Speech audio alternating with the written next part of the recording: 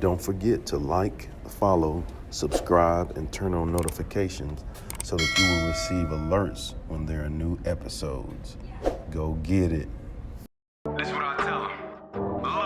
I've been grinding for so long, I wake up and chase my goals. I go out and I go get it. How to code, that's all I know. I don't succeed, then I don't breathe. Success, what does it mean? If I conquer all my goals, then I'm living out my dream. Dig deep, go out and get it. Success Chronicles. Compete until it's finished. Success Chronicles. Go take care of your business. Success Chronicles. It's deeper than just winning. Success Chronicles. Hey, what's up, everybody? This is Chip Baker coming to you with another episode of the Success Chronicles. Truly excited to have Mr. Justin Pickens on with us, a great guy, doing some amazing things to make a positive difference in our world. So excited to have him on and share his journey. So first, thank you so much for taking the time to interview with the Success Chronicles. Chip, thanks for having me on channel. Just been thoroughly impressed with yourself and just your genuineness and your spirit that you just want to, I don't know, spread love and kindness and hope to everyone. So thank you for what you do. Yes, sir. I appreciate those kind words, man. Well, let's dive in. Off air, we talked about your journey and your story and some of the pretty neat things that you've been blessed and fortunate to achieve and and learn, right? But if you don't mind, just kind of share some of that story with the audience so they have an idea of who you are and what it is you do. So I'm Justin Pickens, and outside of my normal job, I am a speaker and I speak on breaking cycles and building futures. And specifically, I love to work with adults, anybody who's breathing life into the youth and young people. The reason I say that is because I'm a cycle breaker. I didn't even really know it growing up, but I was born into dysfunction, into poverty, 2 parents who dropped out in the 10th grade, 2 parents who struggled with addiction, mental illness, and substance abuse. Particularly, my dad struggled with a lot of anger. He was a 5'8" guy from Birmingham, Alabama, big, booming voice. And I just remember growing up, my parents were wonderful people that really wanted to make sure me, my brother, my sister appreciated school, did the right things the right way. But sometimes they just couldn't get over, their own mistakes and mishaps. And in my house, I just remember a lot of times it wasn't who could ever win an argument with logic.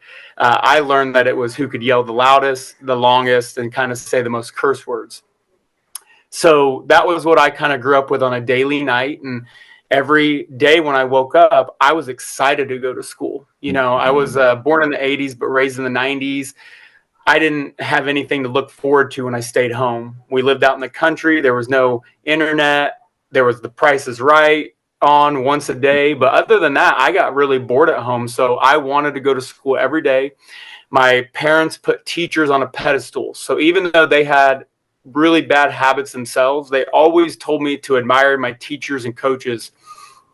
And I did that. And I always saw light at the end of the tunnel, that if I just got to college. And I know that today we talk about career readiness, but for me, it was, I've got to get to college. I will get to college. I'll make good grades. I'll listen, and I'll do everything I can in sports to get that athletic scholarship. So as the years went on, trouble continued to occur at my home. My dad was in and out of jail several times, in prison for methamphetamine use. My mom continued to struggle with her own bipolar disorder. And then a couple times, we were in women's battered shelters or care. But long story short, we made it out with the help of teachers and coaches. And I say that because a lot of people back when I was younger, they would ask me once they heard my story and I tell it in more depth, they would ask me how I made it out. And I'd always beat my chest, Chip. I'd always say, well, I was just built different. I was resilient. I'm an overcomer. And then it was really when I started teaching myself that the story of why I am who I am is a lot to do with who in my life, poured into me. And I started to kind of unravel that, like, I'm not just built different. And yes, a lot of my success comes from me, but really it only becomes from the people who believed in me. So I graduated high school, which you go back to my math teacher, Miss Stancil. She was like, "We're just happy you graduated high school." I didn't know I was that low, but apparently that's what the teachers thought if they knew my home life. But I went on to go to college on a football scholarship, small school, NAI, but it paid for my school. I found Jesus, and I found my wife. So pretty good deal playing small-time NAIA college football in Kansas City. And then I would later go on to become a coach and a teacher. And for 13 years, I basically did everything that I thought that I could do and wanted to do, which was inspire, motivate, and encourage young people every single day in the classroom and on the field and on the court. And then on the same time, I was building my own family with a beautiful wife, and now I have 2 kids. So that was up until 2 years ago, and we can talk about that stint, but that was everything in my life was going fantastic, my dream job. And then for whatever reason, 2 years ago, I decided that I was going to leave education, and I thought that I could make a bigger difference if I just made high 6 figures, $1 million a year. So yeah, I'll talk about that later, but that's a little bit just about my background and my story. I love it. Thank you so much for sharing that and going in depth with that.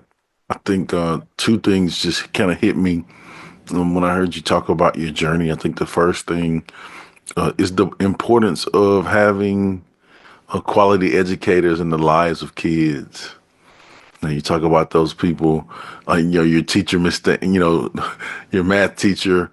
Like, it's amazing how like I can do those things too. Like I can go back and list all of those teachers, that stayed after to help me, that poured into me because I was horrible at math as well. And so like, man, it made a difference to me because they poured into me and they believed in me. And they didn't just say they believed in me, but they believed in me by their actions and their time, energy, and effort. And so when you know what that feels like, it lights you on fire to give that to others. Yeah, and when I go and I speak, I specifically speak on 2 things. I talk about how there's magic in the mundane, especially for a kid who's growing up in a rough household. Like a normal Monday at school that might be boring to anybody else is magic to a kid who has whatever going on at home where they can't I love it, predict how man. their parents are going to behave. So I talk about just the simplicity of magic in the mundane, a safe and structured school environment that teachers and coaches provide. And then on the other flip side, I talk about the extra mile educator, which is that extra mile of going above and beyond the call. And as I have a family, I just want educators to know, if they're listening to this, sometimes it's not spending large amounts of time or money on a kid. Sometimes it's just the extra mile educator has extra intentions towards breathing life into a young kid. And it took me a while as an educator myself to really know that I don't always have to give more time. Sometimes I just need to give extra intention on making kids feel special, seen, and heard. So good. It gave me chills, man. Um, so good. Just being in education for a long time. And, like we talked off air, every kid deserves that in their life. You know, Yeah, every kid Ev- deserves hope giver. Every kid yeah, deserves a light at the end of the tunnel come that on. one day I could grow up to be like this person or better than this Hmm. person. Everybody needs that. No doubt. Well, what are 3 things you've accomplished in your life that you're proud of? I would say the first thing that I've accomplished, and this is something that a lot of people won't say, is I'm accomplished because of the things I haven't done. And what I mean by that is I'm accomplished in the fact that like I've never tried drugs. My dad always said like we come from an addictive family, and he's like you don't have to start what you don't stop. And for me, one of the biggest accomplishments I've ever had is just never starting certain habits. Um, and that has been one of the best things for my entire life. If I've never had to stop certain bad habits because I've never started them.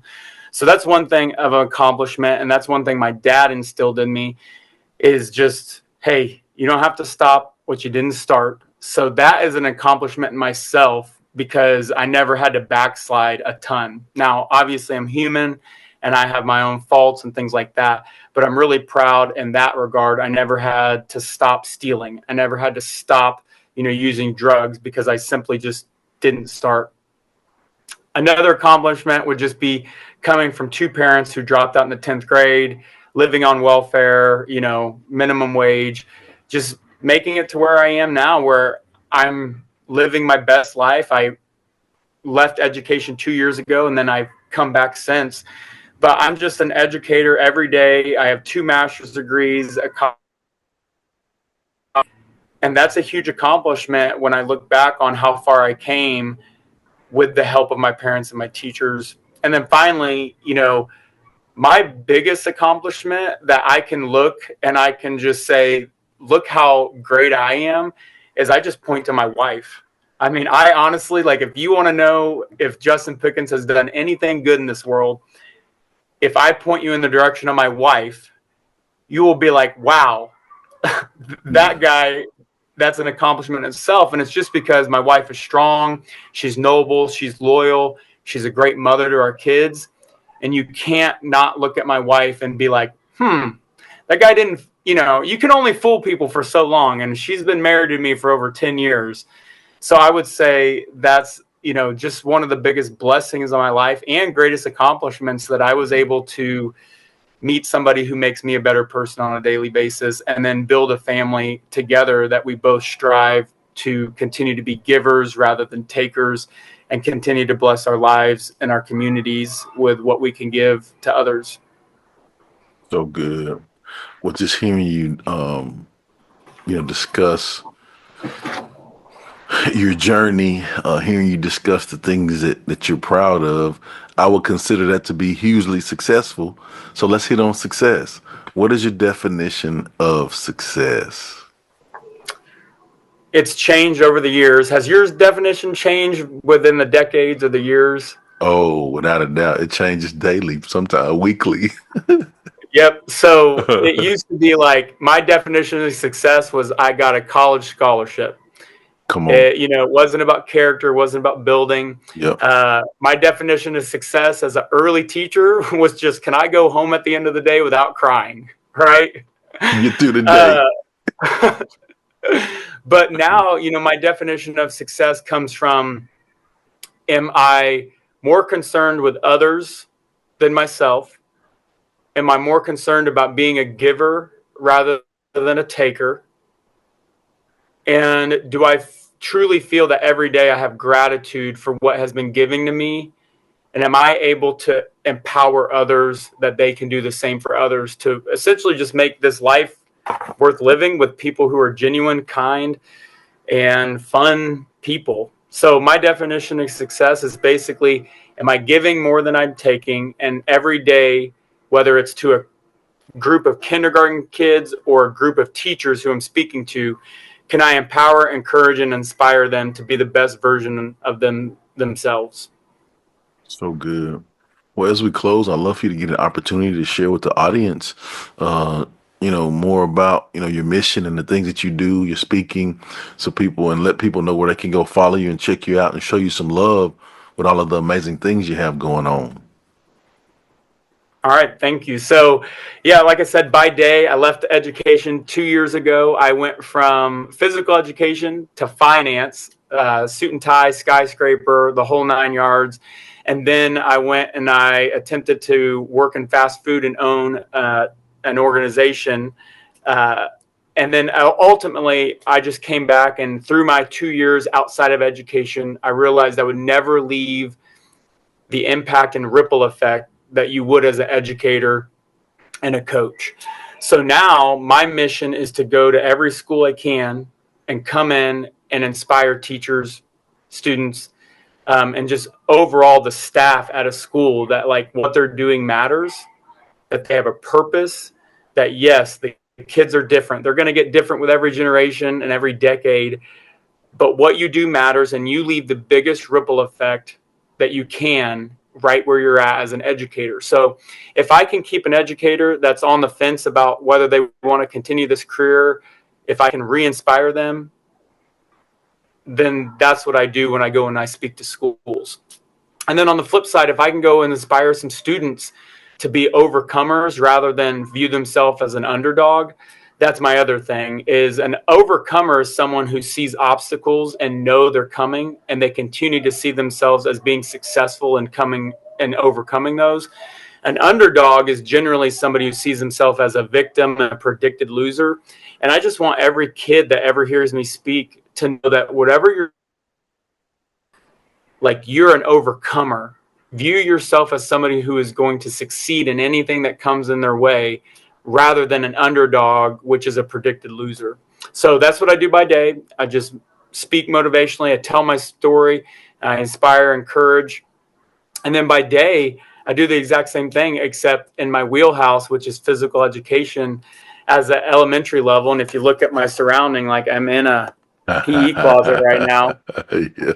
It's pretty sweet. And, if the good Lord blesses me, I will continue to try to balance the things of being a family man, a speaker, and a full-time teacher, and continue to inspire as many people as I can, Chip.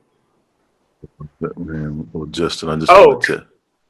Where you can find me. Yeah. I'm on LinkedIn pretty heavily right now. So you can just type in Justin Pickens on LinkedIn. I haven't started really diving into Instagram or Facebook. I probably need to do that a little bit more. But if you want to read any stories, just go to my LinkedIn page. There it is. I just want to say again, thank you so much for taking the time to interview with the Success Chronicles. And I wish you continued success. Thank you, Chip. Appreciate it. Yes, sir. And thank you guys for checking out this episode. We'll see you next time. God bless. Go get it.